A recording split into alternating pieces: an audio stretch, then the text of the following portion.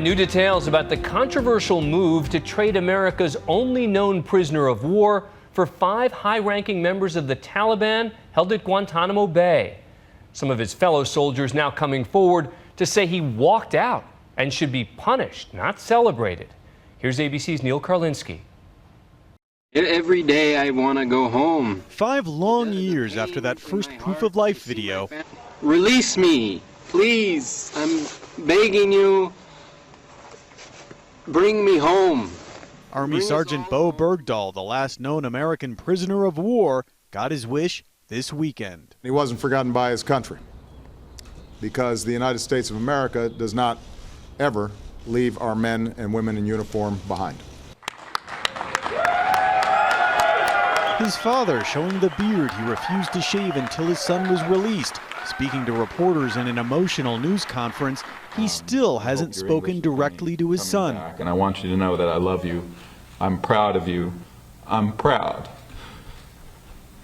of how much you wanted to help the Afghan people and what you were willing to do. But that is where the fairy tale version of this war story ends. Tonight, some are questioning Bergdahl's service, even calling him a deserter. The fact of the matter is he deserted us in the middle of Afghanistan to go and find the Taliban. Former Army Sergeant Evan Butow was Bergdahl's team leader. Tonight, he and other soldiers who served with Bergdahl say his actions cost American lives.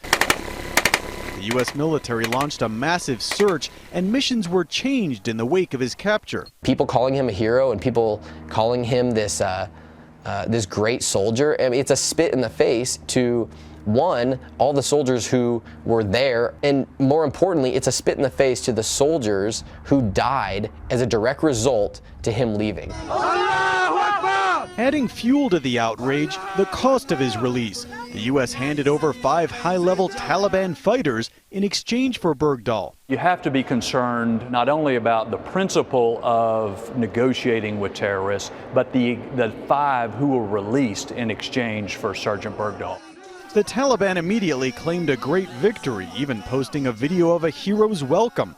After all, these are no ordinary prisoners. They are high-ranking Taliban, described previously as too dangerous to be set free and likely to rejoin the Taliban.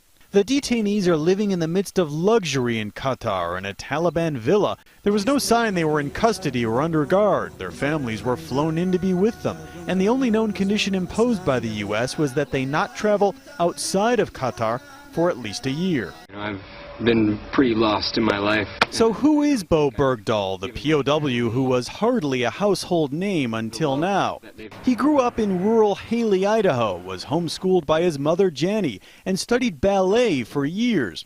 Bergdahl decided to join the Army in 2008, and the following year was sent to Afghanistan. Even before his capture, he grew disillusioned with the war effort, and later in this video posted to YouTube during his time in captivity, he voices his concerns. This war isn't worth the waste of human life that has cost both Afghanistan and U.S. He was definitely upset and frustrated with the war effort and how we were handling our business. He was taken by the Taliban after allegedly walking off base without permission and without his weapon. Though today, a Defense Department spokesperson said the military has never officially stated that Bergdahl walked away from his post, adding that preliminary investigations were all missing Bergdahl's side of the story. His parents knew almost nothing beyond these videos. First, their son in Afghan clothing, eating, later in uniform, even exercising. His father, Bob, not content to just watch, taught himself about Bowe's captors, their language, culture, and even took to YouTube to address the Taliban directly. Assalamu alaikum. But what he didn't know, what no one could, was what Bowe was going through during that half-decade. To find out, we spoke to 2 members of that rarest of fraternities, former prisoners of the Taliban who actually lived to talk about it. I knew I was going to die.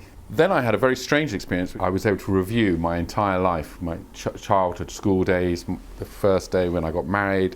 You see your whole life. It's as though death grants you this wisdom, this insight before taking you outside, and in my case I thought my throat was going to be cut. Former New York Times reporter David Rohde was captured by a similar group. Once you're brought into this remote corner of Pakistan, you realize you could be held for years and years and years, and you don't know when it's going to end, and you're very afraid the world is going to forget you. Bergdahl was believed to be held by operatives from the Haqqani network, which is affiliated with the Taliban and al-Qaeda. I was told I was going to be executed the next day. Langan knows all too well what Bergdahl faced with the Haqqani Taliban. Oddly enough, I've got a problem with having my throat cut. Can I be shot in the head instead? And the Taliban had a little conference huddle, and they came out and said, no problem, instead of cutting your throat, you can be shot. The filmmaker was captured in 2008 and held in a dark room for 4 months. During my captivity, I set my clock to London time. I used to bathe my children every day at 5 o'clock, and I'd close my eyes, I'd kneel down at the bed, and I could see and feel my children. Journalist David Rohde, who spent 8 months in Taliban captivity before a daring escape, says he spent much of his time inside his own mind. I thought of my family specifically on holidays. I relived moments, the marriage between me and my wife, our honeymoon together. You relive these earlier periods in your life as a way to kind of cope and just get through the day. You break down each day into a little struggle to just try to somehow keep going.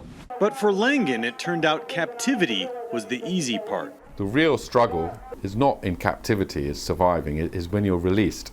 And that's when the real struggle begins, bizarrely, coming home. Back home, 2 or 3 months after my release, every night for 6 months, I would just see images of death and beheadings, and I'd wake up in a cold sweat, and if I'd had a gun, I would have shot myself. There's a lot of guilt feelings, frankly, in hostages, and I'm sure that's something Bowe is absolutely going to struggle with. But Bergdahl was held prisoner for far longer than these journalists in the remote mountains of eastern Afghanistan. A landscape that Bowe's father has pointed out actually looks pretty similar to his hometown of Haley, Idaho, and that may help Bowe make what the military likes to call a soft landing back home. Video obtained by the Guardian newspaper shows Bowe's father in a tent near his home in woods where Bowe used to hike. He says his son could possibly find solitude here. We set this up for him.